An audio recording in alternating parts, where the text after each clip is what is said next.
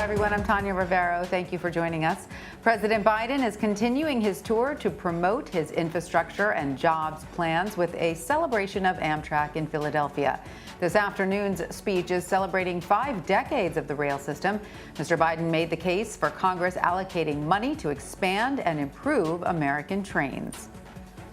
I've been riding an Amtrak for almost as long as there's been an Amtrak. I've come to see that Amtrak doesn't just carry us from one place to another. It opens up enormous possibilities. And especially now, it makes it possible to build an economy of the future and one that we need. All the things we have to do to put Amtrak in place and be one of the great contributors to our country is we have to invest.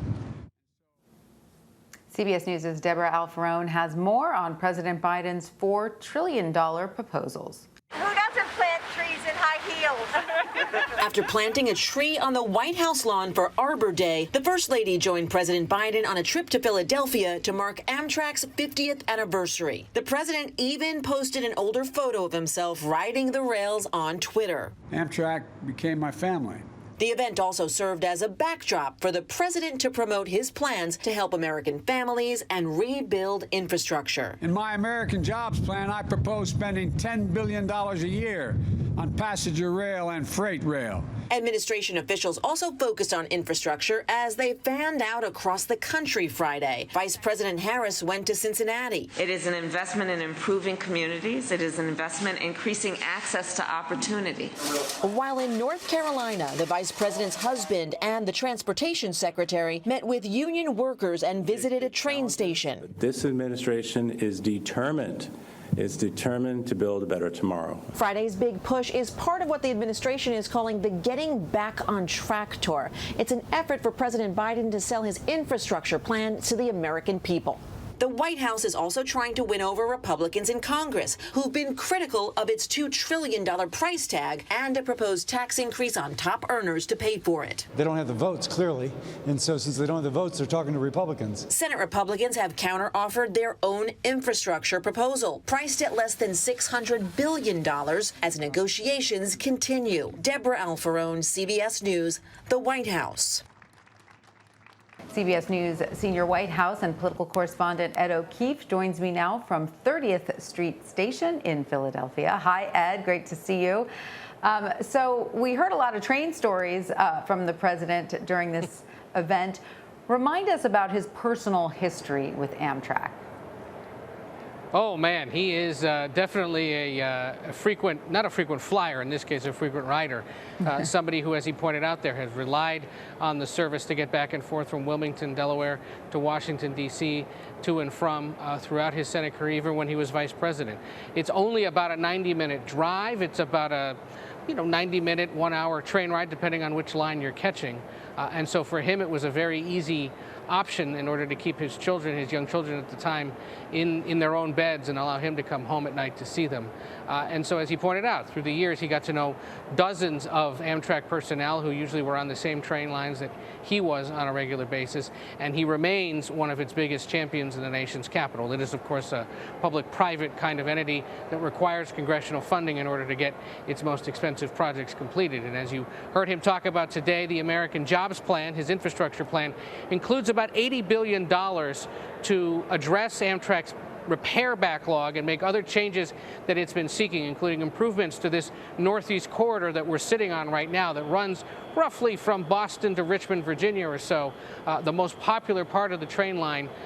You hear a lot of derision about the Amtrak corridor from conservatives or others who, make hay of so-called coastal elites. Well, it is an economic lifeline for this part of the country as well, and the president and others understand that it's essential for a lot of people to be able to get on those lines and for Amtrak to be able to expand. He mentioned there also the push for years that's been underway to get improvements to train lines and tunnels in and out of Manhattan to connect over to New Jersey. This would help address that as well. And $600 billion more broadly for repairs to the nation's roads and bridges. There's more than 3,300 bridges here in Pennsylvania, the White House says, that are in need of repair, more than 7,000 miles of highway on top of the hundreds of thousands of miles across the country that they're concerned about. So this is essentially stop 2 on an ongoing national tour to boost awareness of the infrastructure plans he's trying to get Congress to pass. While he's here in Pennsylvania today, also a critical battleground state, and a state that has some competitive statewide elections next year that Democrats need to win. The vice president is just wrapping up an event in Cincinnati, Ohio, where she was talking about transportation spending as well. Both of them are on the road again next week. The president will head to Virginia to a school to talk about the money for schools in his plans, while the vice president's scheduled to go to Milwaukee, Wisconsin. So a busy schedule for the president. Ed, I want to pivot for a moment because we also learned this afternoon that the U.S. is restricting travel from India starting immediately. What more can you tell us about this? Well, they've announced at the White House that on the guidance of the Centers for Disease Control, they are joining other countries in stopping flights from India. It's important to point out 2 things, though. The policy doesn't take effect until Tuesday. So you've got about 3 days if you're somebody who's in India or knows of people that need to get out of India to get out. And it does not apply to U.S. citizens or permanent residents. So if you are a U.S. citizen or know someone who is in India and you want to get them out of there as the COVID-19 variants continue to spread across that country, the United States now saying they will accept those passengers out of India through Tuesday. This is a pretty dramatic escalation of the U.S. response or sort of acknowledgement of how quickly and disastrously the virus is spreading now across the world's largest democracy. And aid relief flights continue to India today. More aid coming from the USAID.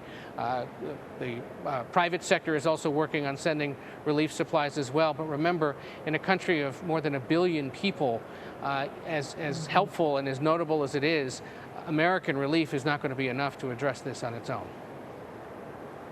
Such a distressing situation there in India. Well, Ed O'Keefe in Philadelphia, thank you so much. We appreciate it.